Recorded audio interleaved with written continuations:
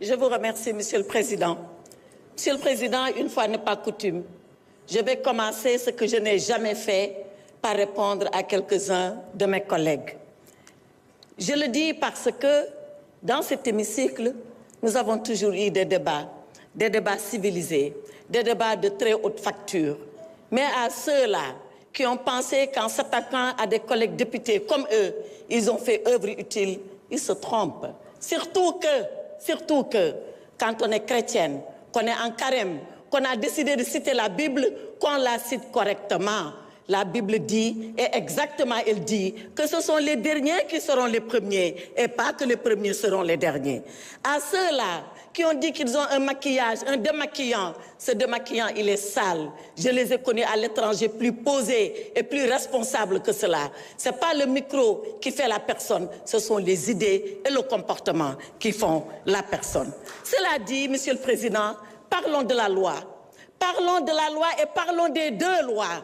De la loi du 13 mars 2024. Celle-là que nous avons voulu porter au nom du peuple ici, par des députés comme vous, qui l'ont votée pour ramener le calme et la cohésion nationale ici au Sénégal. Parlons de cette loi du 13 mars 2024 qui a dit si nous sommes des Sénégalais et si nous sommes des humains, comme Nelson Mandela avait dit alors à ces geôliers de l'Afrique du Sud, à ceux-là qui avaient prôné l'apartheid, pardonnons parce que nous voulons retrouver l'humanité en nous. Et parlons de cette fameuse loi, parlons de cette fameuse proposition de loi, cette loi qui fissure la société sénégalaise, cette loi de règlement de compte. Alors, Monsieur le Président, je dis une chose, mes honorables collègues, à ceux qui veulent voter la loi, votez-la.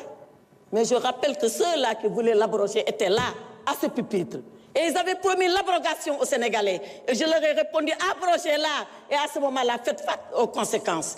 Ils ignoraient les conséquences, c'est leur problème. Nous, on savait et on connaissait les conséquences. Alors, interprétation qui n'en est pas une. Interprétation qui est une modification. D'accord. Mais nous continuerons ce combat. Il ne s'arrêtera pas ici. Et quand vous parlerez, vous, à vos militants, nous, on parlera aux Sénégalais et à l'ensemble des Sénégalais. Quand vous parlerez de votre parti PASTEF, on parlera du pays. Quand vous parlerez de vindicte, quand vous parlerez de vengeance, quand vous parlerez de rancune, on parlera de droit, on parlera de justice, on parlera de loi, parce que c'est ça, un état de droit. Et pour cet état de droit, il faut le savoir, vous n'êtes pas plus courageux que nous, vous n'êtes pas plus patriote que nous, vous n'aimez pas le Sénégal mieux que nous. On est prêts, nous aussi, à mourir. Je ne parle pas de la prison. Mais qui a peur de la prison? La prison, il y a 3 personnes qui n'iront jamais en prison. C'est le chien, excusez-moi du terme, à qui on préfère jeter la pierre quand il vous mord. C'est le lâche qui a fui avant la prison. Et c'est celui qui est dément et qui est inconscient. Alors, chez nous, il n'y a ni chien, il n'y a ni lâche, il n'y a que des courageux. Et quand il s'agira de mourir pour le Sénégal, on est prêt à mourir pour le Sénégal. On est prêt à aller pour le Sénégal. Alors, vos leçons de courage, gardez-les pour vous. On n'en a pas besoin. Vos leçons de patriotisme, gardez-les pour vous. On n'en a pas besoin. Vos leçons que nous aimons plus le Sénégal. Babacar, s'il vous plaît. Babacar Ndiaye, vous n'avez pas droit à la parole. Allez. La lâcheté, c'est quand on a le privilège de parler de quelqu'un qui n'est pas là et qu'on se met à dire des choses qu'on n'oserait pas dire devant lui. Babacar, voilà, si vous insistez, je vous évacue. Je prends le peuple sénégalais à témoin. Arrêtez.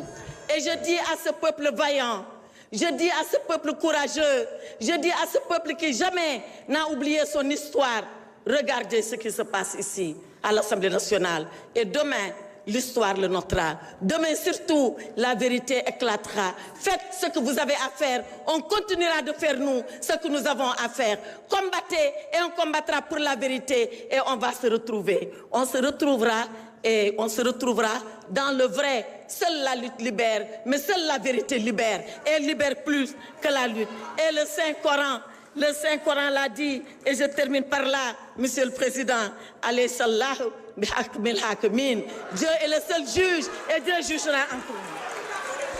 Merci beaucoup, honorable. S'il vous plaît. S'il vous plaît, vous aviez eu droit à la parole. Vous aviez eu droit à la parole, on vous a écouté. Laissez